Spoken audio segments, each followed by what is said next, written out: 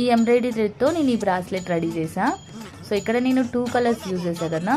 ఒకటి 150 సెంటీమీటర్స్ తీసుకోవాలి, ఇంకొకటి 180 సెంటీమీటర్స్.